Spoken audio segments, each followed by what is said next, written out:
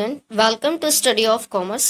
जैसा कि आपको पता ही है कि आपका यूजीसी नेट कॉमर्स का एग्ज़ाम होने वाला है, जो कि आपका 29 सितंबर को है। ठीक है, तो मैं आपके लिए एक प्लेलिस्ट स्टार्ट की है मैंने, जिसमें मैं यूजीसी नेट कॉमर्स में प्रीवियस ईयर में अभी तक जितने भी क्वेश्चंस पूछे गए हैं, मैं उसको आपको धीरे धीरे सॉल्व करा रही हूँ। ठीक है, तो अगर आप यूजीसी नेट कॉमर्स के एग्ज़ाम की प्रिपरेशन कर रहे हैं या फिर कॉमर्स से रिलेटेड किसी भी एग्ज़ाम के प्रिपरेशन कर रहे हो, तो इस चैनल को सब्सक्राइब कर दीजिएगा। मैं आपकी ज़्यादा से ज़्यादा हेल्प करने की कोशिश करूँगी। ठीक है, तो चलिए आज का वीडियो स्टार्ट करते हैं। आज हमारा जो पहला क्वेश्चन है वो है आपका UGC NET commerce paper third, जो कि जनवरी 2017 में हुआ था। तो चलिए क्वेश्चन देखते हैं आज का। पहला क्वेश्चन है हमारा, preparation of consolidate balance sheet of a holding company and its subsidiary company is done as per, यानी कि सूत्रधारी कंपनी और इसकी आनुषंगिक कंपनी का सामयिक आर्थिक चिट्ठा निम्नलिखित में से किसके अनुसार तैयार किया जाता है। हिंदी तो काफी डिफिकल्ट हो जाती है मेरे लिए। तो मतलब कहने का ये है कि preparation of consolidate balance sheet, तो consolidate balance sheet holding company या फिर उसकी सब्सिडरी कंपनी में किसके द्वारा तैयार की जाती है। तो ऐसा कौन सा अकाउंटिंग स्टैंडर्ड है जिसके द्वारा ये तैयार की जाती है। तो यहाँ पे हमारा AS21 यानी कि अकाउंटिंग स्टैंडर्ड 21 लेखांकन मानक 21 ऐसा है जिसके अकॉर्डिंग हम जो है होल्डिंग कंपनी में या सब्सिडरी कंपनी में कंसोलिडेट बैलेंस शीट प्रिपेयर करते हैं। ठीक है, तो क्वेश्चन नंबर फर्स्ट का आंसर हो जाएगा बी। तो यानी कि होल्डिंग कंपनी और इसकी सब्सिडरी कंपनी का सामयिक आर्थिक चिट्ठा, यानी कि आपका कंसोलिडेट बैलेंस शीट जो है वो अकाउंटिंग के स्टैंडर्ड 21 के अनुसार तैयार किया जाता है। और अकाउंटिंग स्टैंडर्ड 11 से क्या होता है, उसमें विदेशी विनिमय दर में परिवर्तन का प्रभाव होता है। अकाउंटिंग स्टैंडर्ड 22 कहता है आय पर कर का लेखांकन। ठीक है, अकाउंटिंग स्टैंडर्ड 23 कहता है मिश्रित वित्तीय विवरण में विनियोगों का लेखांकन। ठीक है, चलिए क्वेश्चन नंबर 2 देखते हैं। When a business is purchased, any amount paid in excess of the total of assets minus the liabilities taken is called। तो जब कोई बिजनेस हम परचेज कर रहे, बिजनेस में हम कोई परचेज कर रहे हैं, तो जो हमारा अमाउंट एक्सेस आ रहा है टोटल एसेट्स में और माइनस करने पर लाइबिलिटीज को, तो उसको हम क्या बोलते हैं। उसको हम शेयर प्रीमियम बोलते हैं कि गुडविल बोलते हैं कि कैपिटल एम्प्लॉयड बोलते हैं कि वर्किंग कैपिटल बोलते हैं। ठीक है, ये क्वेश्चन आपका यूजीसी नेट दिसंबर 2015 में पूछा गया था। तो अगर हम आंसर की बात करें तो यहाँ पे हमारा जो आंसर है वो हो जाएगा आपका गुडविल। ठीक है, तो जब हम एसेट्स में से आपकी लाइबिलिटी माइनस करते हैं तो हमारा जो आता है एक्सेस, वो हमारा क्या कहलाता है, गुडविल। लेखांकन में ख्याति एक कंपनी द्वारा खरीदी गई शुद्ध संपत्ति का बाजार मूल्य पर अतिरिक्त मूल्य कहलाता है। ठीक है, यानी कि गुडविल की अगर हम बात करें तो अकाउंटिंग में गुडविल हम तब कहते हैं जब कोई सामान हम परचेज करते हैं बिजनेस में, तो एसेट से जब हम लाइबिलिटीज को माइनस कर देते हैं तो जो एक्सेस अमाउंट आता है उसी को क्या बोल देते हैं, गुडविल बोल देते हैं। एक और कंपनी की शुद्ध संपत्ति के लिए बाजार मूल्य से अधिक भुगतान करने के लिए तैयार हो सकती है, क्योंकि क्रेता भी अप्रत्यक्ष संपत्तियों को अर्जित करता है। क्रेता कंपनी के उत्पादों या सेवाओं की साख, इनके क्रमिकों की गुणवत्ता, ब्रांड नेम की मान्यता और इत्यादि होती है। ठीक है, तो यहाँ पर गुडविल ही वो एक्सेस कहलाएगी। चलिए क्वेश्चन नंबर 3 देखते हैं। What is the underlying concept that support the immediate recognition of an estimated loss? तो एस्टिमेटेड लॉस को सपोर्ट करने के लिए कौन सा अंडरलाइंग कॉन्सेप्ट इसमें से होगा। अनुमानित हानि की तत्काल पहचान का समर्थन करने वाली अंतर्निहित अवधारणा क्या है। तो सब्सटेंस ओवर फॉर्म, यानी कि स्वरूप से यथार्थ अधिक महत्वपूर्ण है। कंसिस्टेंसी है कि मैचिंग है कि प्रूडेंस है। ठीक है, तो अगर हम बात करें तो प्रूडेंस यहाँ पर आंसर हो जाएगा। तो प्रूडेंस यानी कि विवेक एक ऐसी अवधारणा है जिसके तहत हम अंडरलाइंग कॉन्सेप्ट को सपोर्ट करते हैं इमीडिएट रिकॉग्निशन के लिए, एस्टिमेटेड लॉस के लिए। ठीक है, तो कंजर्वेटिज्म भी इसको बोलते हैं। तो ये जो हमारा प्रूडेंस कॉन्सेप्ट होता है, इसके तहत ही हम एस्टिमेटेड लॉस के लिए अपना वो करते हैं। ठीक है, चलिए नेक्स्ट क्वेश्चन देखते हैं।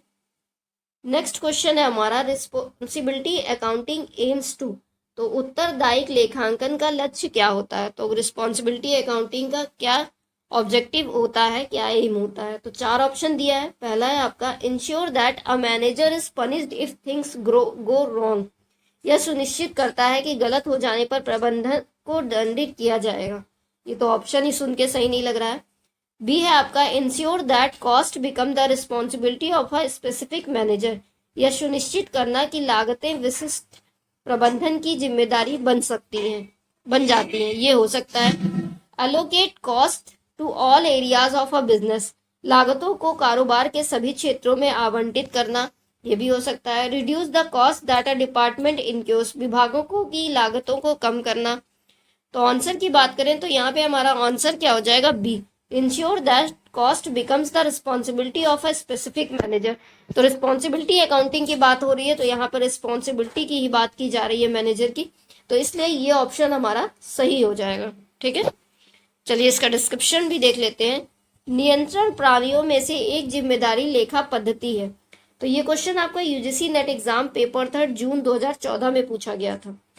नियंत्रण प्रणालियों में से एक जिम्मेदारी लेखा पद्धति है। यह संगठन के उद्देश्यों के आधार पर उपक्रम के अधिकारियों पर जिम्मेदारी तय करने से संबंधित होती है, यानी कि रिस्पॉन्सिबिलिटी की बात करती है। ठीक है, इस प्रणाली के अंतर्गत उत्पाद के बजाय लागत को जिम्मेदारी के केंद्रों के रूप में निर्धारित किया जाता है। यह एक संगठन के विभिन्न प्रभागों के प्रदर्शन को मापने की एक विधि है। ठीक है, प्रत्येक कार्यकारी को उन गतिविधियों के प्रति उत्तरदायी होना चाहिए जो उनकी नियंत्रण में है। तो यानी अकाउंटिंग की जो रिस्पॉन्सिबिलिटी होती है वो पूरी, उसके लिए वो रिस्पॉन्सिबल होने चाहिए। यह जिम्मेदारी लेखांकन के लिए आवश्यक है। इस तरह की नीति योजना बनाने के लिए आवश्यक है। इस तरह की नीति योजना बनाने के लिए अत्यंत उपयोगी है और काफी प्रभावपूर्ण ढंग से नियंत्रित करती है। ठीक है, चलिए नेक्स्ट क्वेश्चन देखते हैं। नेक्स्ट क्वेश्चन है हमारा, window dressing is prohibited due to, दिखावा पर प्रतिबंध का कारण है। तो किस वजह से इसको प्रोहिबिटेड किया गया है, तो कन्वेंशन ऑफ डिस्क्लोजर जो है हमारा प्रकटीकरण अवधारणा, उसके तहत विंडो ड्रेसिंग को प्रोहिबिटेड किया गया है। चलिए इसका एक्सप्लेनेशन देखते हैं। ये आपका यूजीसी नेट एग्जाम पेपर 2 दिसंबर 2017 में आया था। ये प्रकटीकरण की परंपरा यानी कि कन्वेंशन ऑफ डिस्क्लोजर के अनुसार किसी भी व्यवसायिक संस्था कंपनी के दिखावे पर प्रतिबंध होता है। तो कन्वेंशन ऑफ डिस्क्लोजर हमारा क्या कहता है कि जो भी चीजें एक्चुअल हैं उनको पूरी तरीके से सबके सामने डिस्क्लोज करना चाहिए, जिनके लिए ये जानना जरूरी है कि कंपनी की क्या गुडविल है, कंपनी की क्या बैलेंस शीट है, क्या लॉस है, क्या कैपिटल चल रही है। ठीक है, तो ये सारी चीजें यानी कि डिस्क्लोज करना सारे फैक्ट्स को जरूरी होता है। तो लेकिन जो हमारा विंडो ड्रेसिंग होता है उसमें क्या होता है कि वो शो ऑफ किया जाता है, ज्यादा दिखावे पर जोर दिया जाता है, इसलिए ये इसका आंसर होगा। अर्थात इस परंपरा अनुसार संस्था द्वारा वित्तीय विवरणों को प्रकाशित करते समय उसके साथ उन सभी तथ्यों, समकों एवं सूचनाओं को भी सही प्रकट करे जो महत्वपूर्ण होने के साथ साथ व्यवसाय को प्रभावित करने वाली भी हो। ठीक है, तो सारी सूचनाओं को सही प्रकट करना होता है, डिस्क्लोज करना होता है। उदाहरण, संस्था के खर्चों को पूंजीगत एवं आय खर्चों में विभाजित करके चिट्ठे में लिखना इत्यादि, ये सब आपका एग्जाम्पल कहना है। चलिए नेक्स्ट क्वेश्चन देखते हैं। Which one of the following statement is correct, निम्नलिखित कथनों में से कौन सा सही है। तो 4 ऑप्शन है हमारा। Increase in liabilities are credits and decrease are debits, यानी कि लाइबिलिटी इंक्रीज होगी तो हम क्रेडिट करेंगे और डिक्रीज होगी तो डेबिट करेंगे। दूसरा ऑप्शन क्या है, ये तो हमारा सही लग रहा है क्योंकि लाइबिलिटी इंक्रीज होती है तो हम क्रेडिट करते हैं।